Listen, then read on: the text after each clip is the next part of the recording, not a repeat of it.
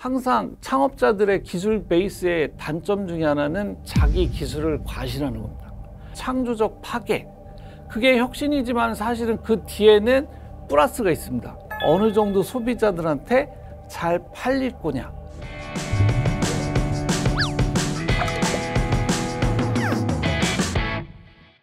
안녕하세요. 아는 형님 구독자 여러분 반갑습니다. 저는 한국벤처창업학회 회장을 맡고 있는 이일환 교수입니다. 만나서 반갑습니다, 여러분들.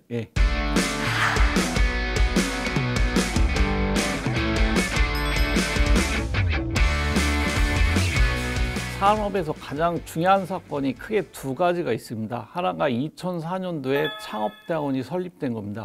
그렇기 때문에 그걸 계기로 해서 2006년도에 한국벤처창업학회가 설립이 돼서 현재 이루고 있습니다. 그 다음에 또 하나는 2010년, 13년도에 만들어진 팁스의 민간형 기술창업 투자제도가 가장 성공적인 정책으로 뽑히고 있습니다. 그렇기 때문에 벤처창업학회에서는 교육과 투자, 그 다음에 기업가 정신을 두루 섭렵했기 때문에 산학연 협력의 공동체 성격을 갖고 있는 학회입니다.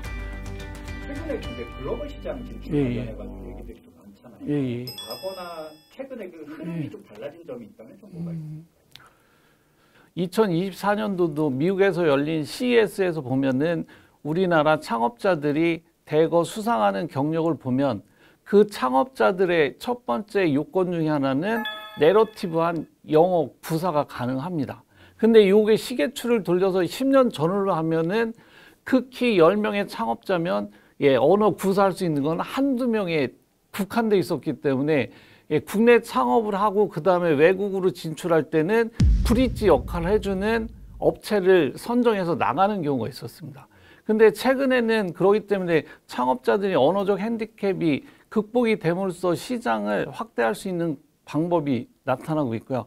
근데 중요한 것 중에 하나는 아직도 언어적 핸디캡은 극복을 했지만 또 하나 아쉬운 점은 뭐냐면 국내 시장에서 성공한 아이템을 해외 시장에 이식하려는 형태로 가고 있습니다.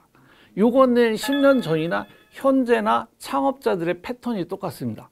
그래서 저희가 이번에 글로벌 창업 진출 전략을 했었을 때는 우선은 국내에서 아이템 검증을 하고 시장 진출이 아니라 우선은 외국 시장을 먼저 검증한 다음에 그에 맞는 제품을 개발해야 된다는 화두를 던졌습니다.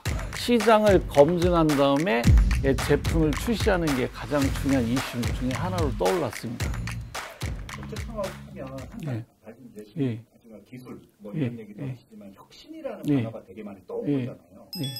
학회가 바라는 현재 이런 혁신적으로 스타트업이 가고 있다라는 걸 어떻게 좀 진단하고 계시나요?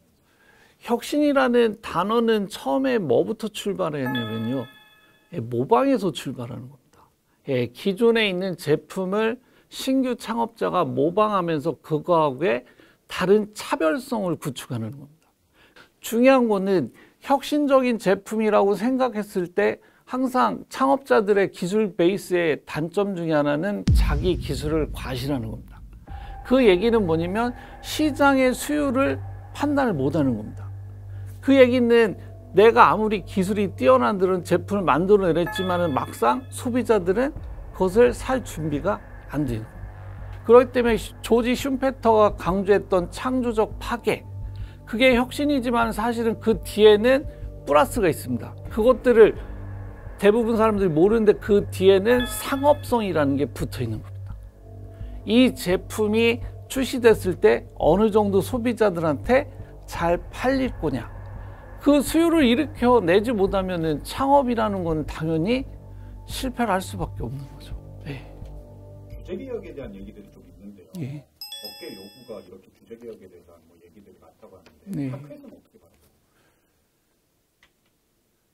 규제개혁이라는 건 참 힘듭니다.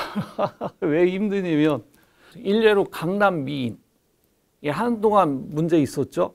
그 다음에 노툭이라는 것도 문제가 있었죠.